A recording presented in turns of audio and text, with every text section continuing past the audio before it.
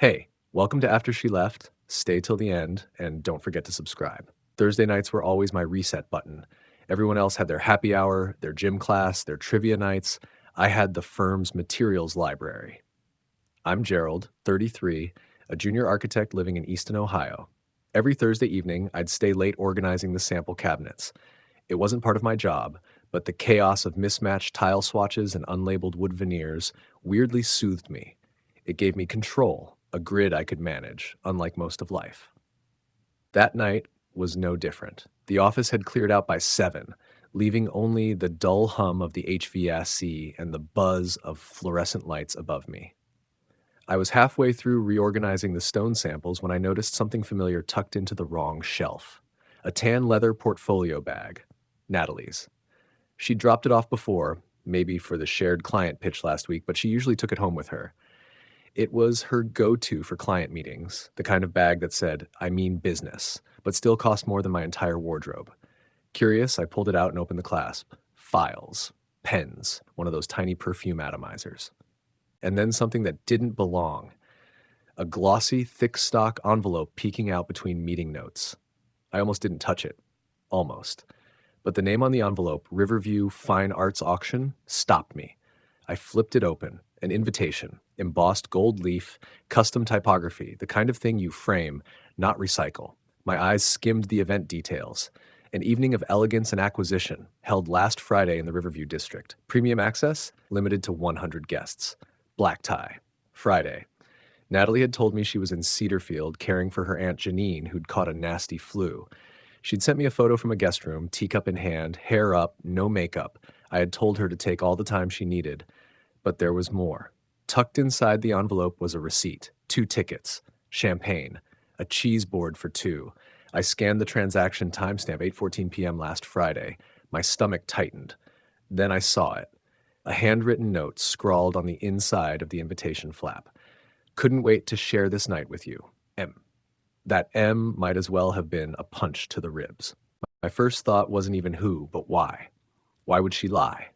I closed the folder gently, like I might break something. For a second, I thought about putting it all back. Pretend I hadn't seen it. Stick with the neat little routine and forget the whole thing. But I didn't. I just sat there for a while, portfolio still in my lap, staring at the envelope like it might rearrange itself if I waited long enough. It didn't. And just like that, Thursday night wasn't my night anymore. I didn't sleep much that night. Every time I closed my eyes, I saw that glossy invitation and the note. Couldn't wait to share this night with you. It looped in my head like an offbeat mantra, each repeat digging deeper. When Natalie got home around 10, she smelled like eucalyptus and drugstore tea. Her face was clean, no makeup. Her hair was pulled into that messy bun she always wore when she claimed she'd been home all day. I waited until we were brushing our teeth, her in her faded Ohio State tee, me in silence, to bring it up. "Oh, hey," I said casually, "your portfolio was at the office. Thought you always brought it home." She spat into the sink, then smiled like it was the most uninteresting detail in the world. "Must have left it there after that materials meeting with Jenny last week. Thanks for grabbing it." I nodded. Let it sit. Then I tossed in the bait. Saw an invite inside. Looked fancy. Riverview auction or something? Her hand froze halfway to her mouth, toothbrush dangling. Then she chuckled, short and practiced. "Oh, that, yeah, total mix-up. I think a client left it in there. I meant to toss it." I said, rinsing my mouth. She didn't flinch. "Those things happen, right?" "Yeah," I muttered. "Weird what people forget." She flashed a smile, not quite reaching her eyes. "Honestly, I forgot it was even in there." Then she turned back to the mirror and resumed brushing like the conversation hadn't just knotted my gut. I stared at her for a moment longer, waiting, hoping for something to give away a crack. But nothing came. Her smile stayed smooth, her tone light. Her story? Watertight.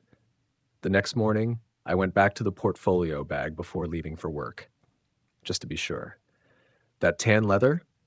Her initials, NJM, were stitched inside the front flap. I'd bought it for her 3 years ago when she landed the Goldstein contract. She cried when she opened it, said it made her feel like the real deal. There was no mistake. The bag was hers, which meant the invitation was hers, the receipt was hers, and someone named M had written her a note like they belonged to each other. I didn't ask her about it again. I couldn't. Instead, I started watching. The first thing I noticed was how often she took her phone with her into the bathroom. We'd always left our phones in the bedroom, unwritten rule. But now she'd disappear with it for 10, 15 minutes and come out scrolling like nothing happened. And when she laughed at her screen, it wasn't the same. It was quieter, secret, like she was trying to swallow it down before it got too loud. I told myself it could be work stress, that she was being distant because of her aunt or because of the project deadlines she always said were crushing her. But deep down, I felt the shift. Her goodnight kisses turned to light taps of the lips. Her morning routines, once tangled with mine, became solitary. She'd hum to herself while applying eyeliner, then silence the moment I entered the room. When I asked how her aunt was doing, she said, "The same," without looking up. I wanted to ask more. I wanted to ask, who the hell is M? I wanted to scream it, to hold up the receipt and point to the wine and the cheese and the handwriting. But I didn't, because once I asked, there'd be no going back. So I watched.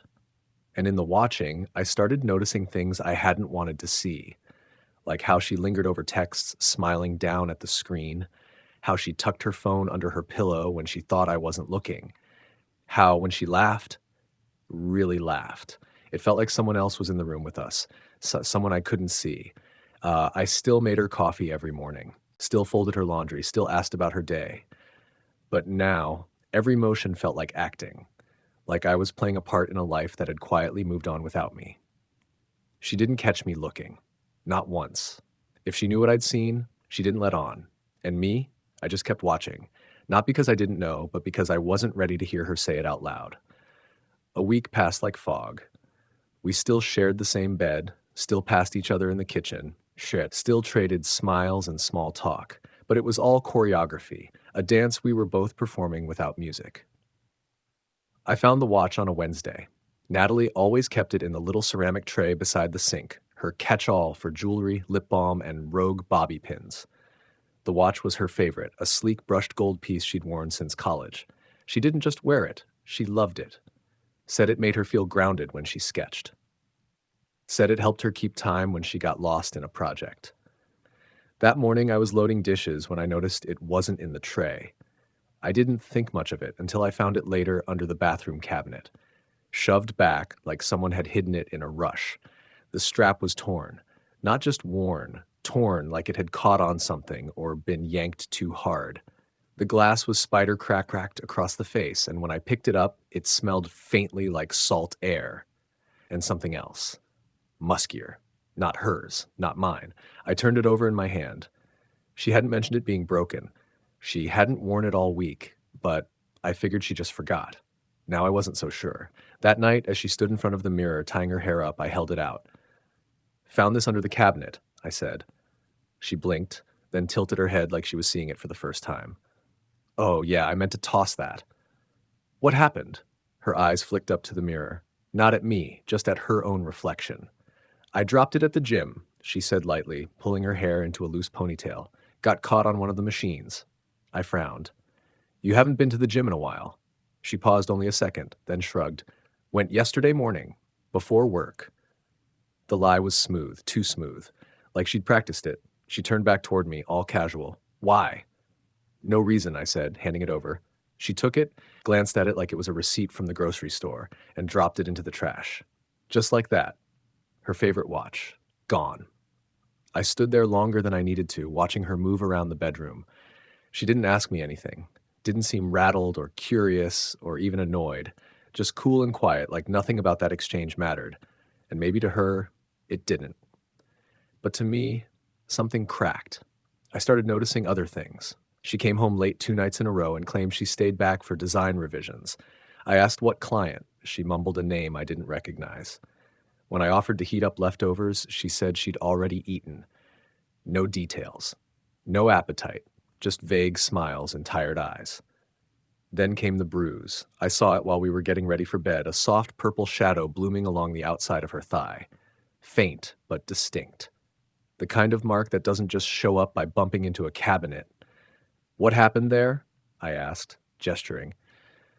She looked down, then brushed it with her fingers like she just noticed it herself. Oh, must have hit the counter at the office. You know how clumsy I am. No stammer, no hesitation, just another perfect lie. Except she wasn't clumsy. Natalie was precise in her work, her words, her movements. That's what made her brilliant. That's what made her magnetic. She didn't bump into things, but she didn't offer more. Just slipped into bed and pulled the covers over her shoulders like nothing was out of place. I stared at the ceiling for hours because the watch wasn't dropped, the cologne wasn't mine, and the bruise didn't come from a countertop.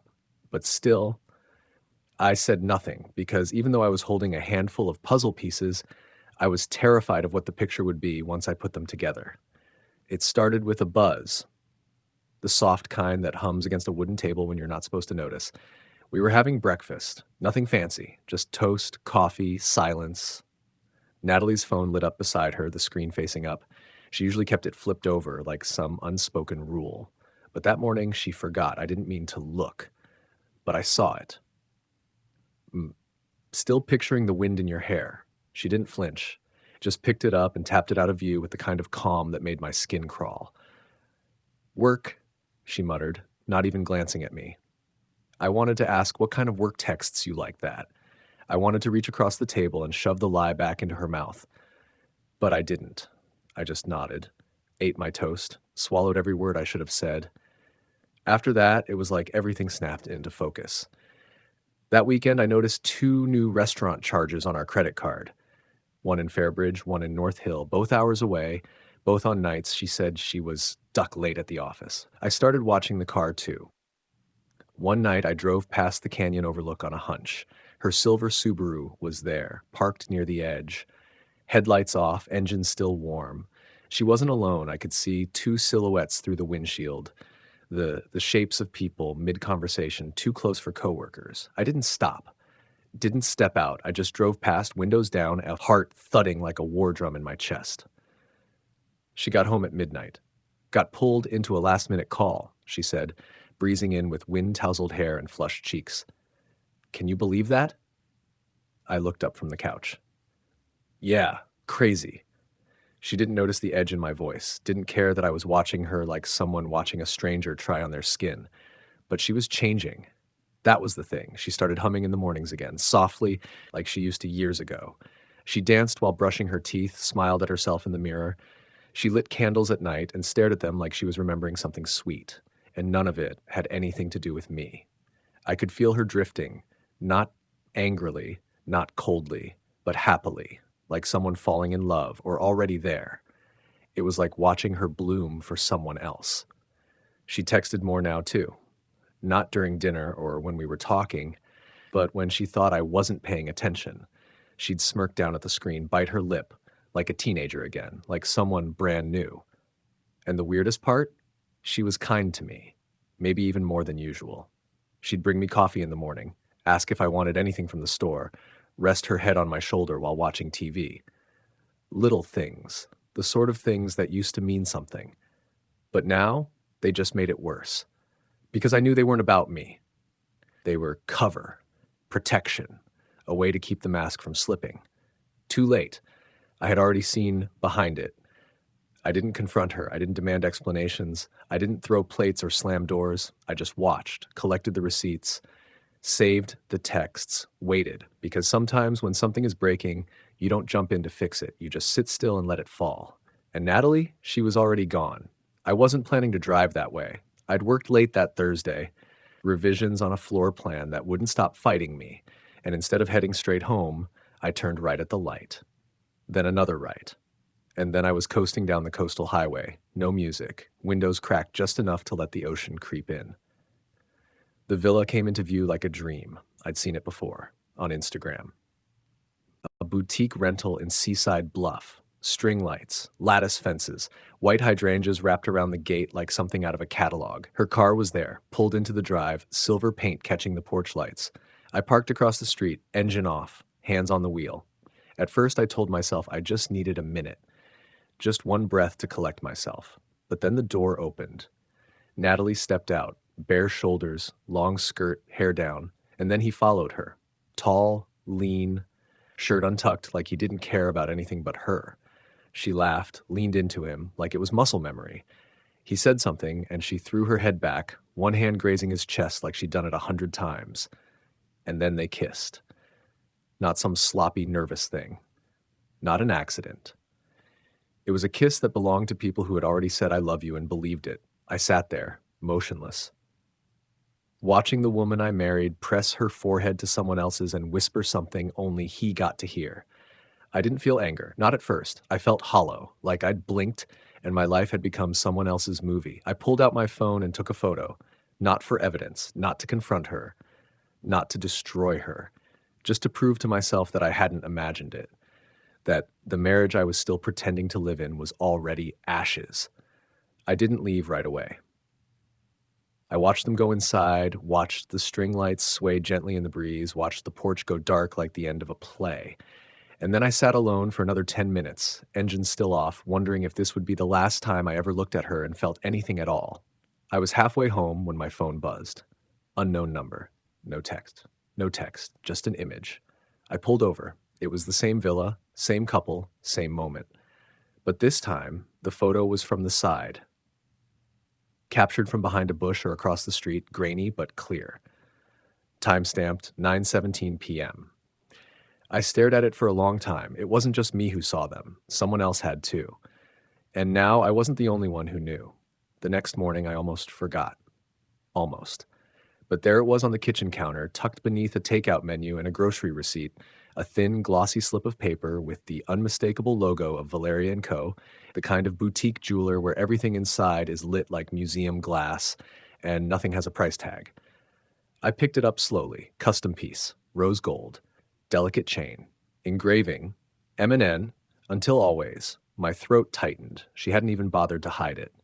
I stared at the receipt, tracing the words with my thumb. My name didn't start with an M. It never had. And until always, that was the kind of thing people said when they believed no one else would ever matter again. The date on the receipt? 2 days ago. She came home that evening like nothing had happened. Hair pulled up, reusable tote over her shoulder, voice light. Hey, I grabbed that oat milk you like. They were almost out. She kissed my cheek. I didn't flinch, didn't move.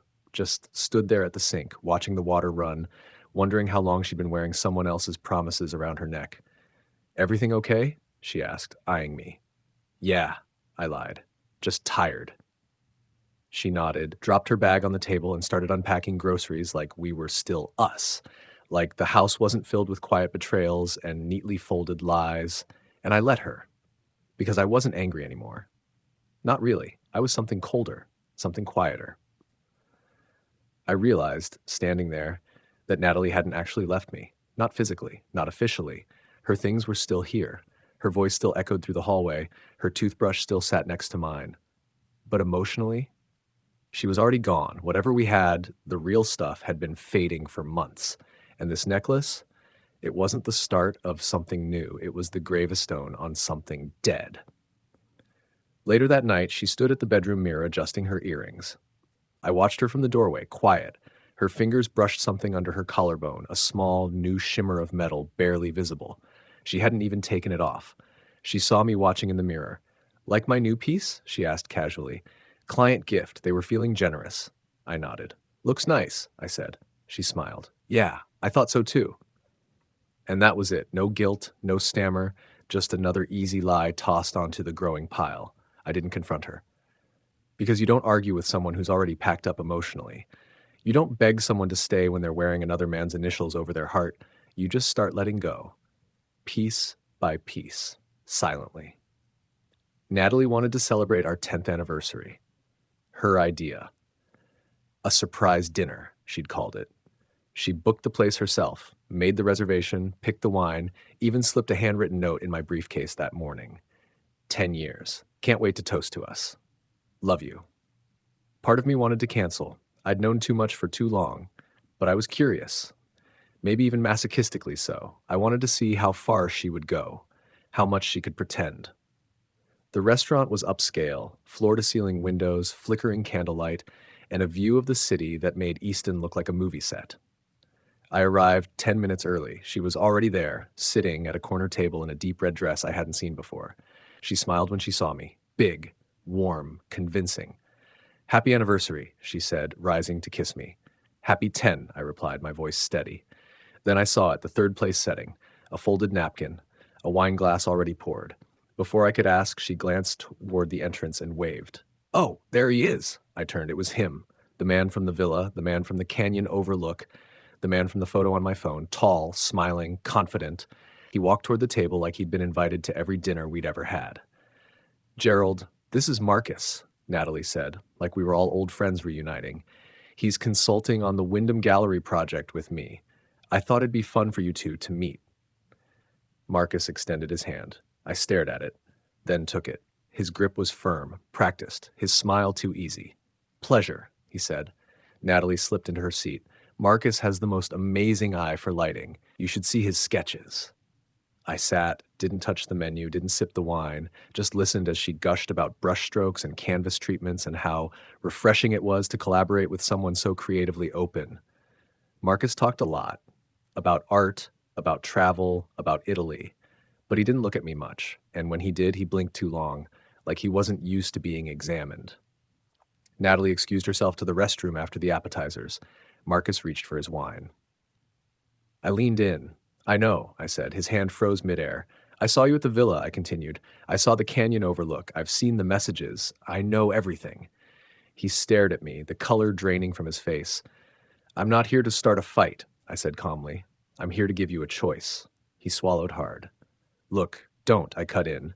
Don't insult me by pretending. Just tell me what you are. He paused, then gave a weak smile. I think there's been some misunderstanding. No, Marcus, I said. I think you've misunderstood who I am. I'm not the man who throws drinks. I'm the man who gathers evidence. He blinked. I'm also the man who's not going to cause a scene tonight, because I still have just enough respect left for myself not to let either of you make me look like a fool in public. Natalie returned to the table a moment later, cheeks flushed, phone in hand. Everything okay? She asked, glancing between us. Marcus forced a grin. Of course. I stood, smoothed my jacket, and placed my napkin gently on the table. Happy anniversary, I said to Natalie. Then I walked out. No yelling, no dramatics, just quiet, deliberate dignity, because sometimes walking away is the loudest thing you can do. Scene number 8, the empty home. The house didn't feel like mine anymore. Everything was still in place. Natalie's coat by the door, her stack of architectural magazines on the coffee table, her perfume lingering faintly in the hallway. But it was hollow, like the structure remained, but the soul had evaporated. I moved into the guest room. She didn't ask why. She didn't ask anything. We passed like ghosts. A nod in the kitchen, a quiet exchange of laundry, the occasional comment about groceries. But there was no fight, no apology, no closure, just a growing silence so thick it might as well have been another wall in the house. I started boxing things. First, the easy stuff, old catalogs, duplicate mugs, that blanket she never used but insisted on keeping. Then the not so easy, photo frames, anniversary cards, the ceramic bowl we'd bought on our honeymoon. Natalie said nothing. One afternoon, I came home to find a note on the nightstand. Just a folded sheet of paper with her handwriting. I need time. Please don't give up on us.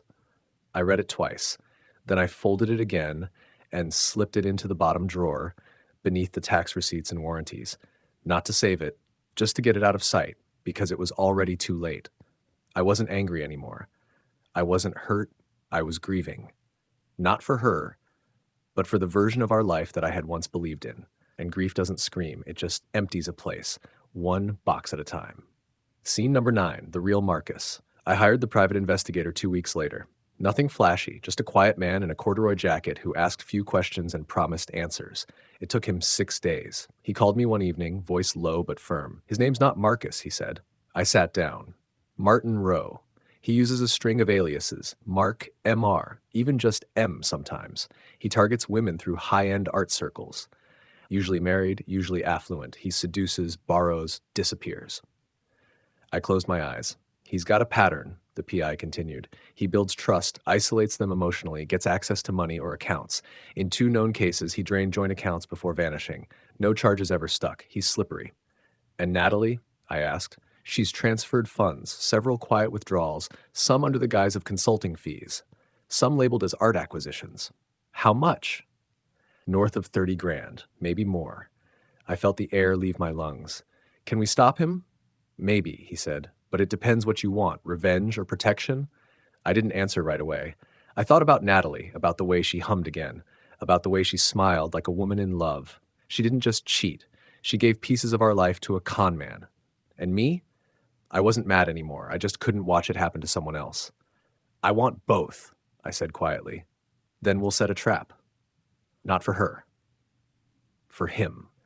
Because sometimes protecting the person who betrayed you is the last decent thing you do. And sometimes it's the only way to take your power back. We set the trap with care.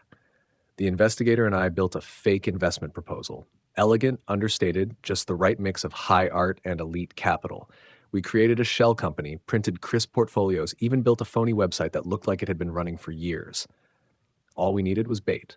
I sent the invitation through a neutral contact Natalie once introduced me to, someone she believed worked in fine arts consulting, but who now owed me a favor. Marcus took the bait within a day. He replied with enthusiasm, asked the right questions, scheduled a private meeting under the pretense of curated acquisition partnership. The meeting was set for a Wednesday morning. A downtown gallery we'd rented for the hour. Clean, quiet, with good lighting and just enough pretentiousness to make the lie believable. I arrived early, dressed in a dark suit, no tie. Marcus walked in 5 minutes late, smooth as always, wearing that same relaxed smile. He greeted the consultant warmly, glanced around the room, and then his eyes landed on me. He froze. I stepped forward. Calm, controlled. "Morning, Martin," I said, deliberately using his real name. He blinked, then recovered too quickly. "Gerald, this is unexpected." "No," I said. "It's exactly the moment I've been working toward." He glanced at the gallery associate, then at the fake investment folder in his hand. "This some kind of joke?" "Not at all," I said, my voice even. "I just figured you should finally meet someone you couldn't lie to." The door opened behind him. 2 plainclothes officers stepped in, flashing badges. "Martin Rowe?" one asked. Marcus turned pale. "This is absurd." "We have a warrant for your arrest," the officer said. "Fraud, identity theft, wire fraud, and violation of federal interstate finance laws." Marcus turned toward me, wide-eyed now. "You set me up," he hissed. "No," I said softly. "You did that to yourself. I just made sure someone was watching this time." They cuffed him right there, no struggle.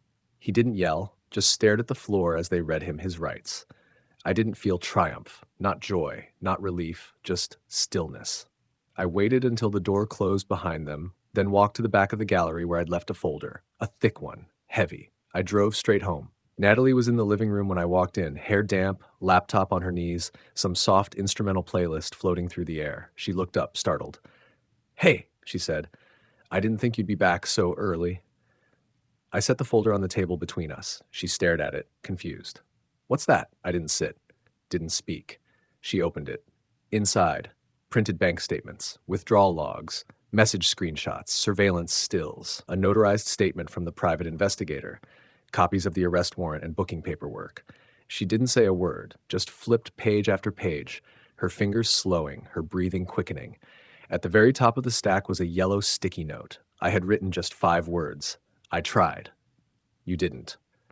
Her hands trembled slightly. I turned and walked away. She didn't follow me, didn't cry, didn't ask questions, because she already knew the answers.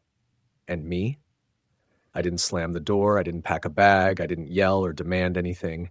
I just left the truth where she could see it and reclaimed what was mine. My dignity, my silence, my peace.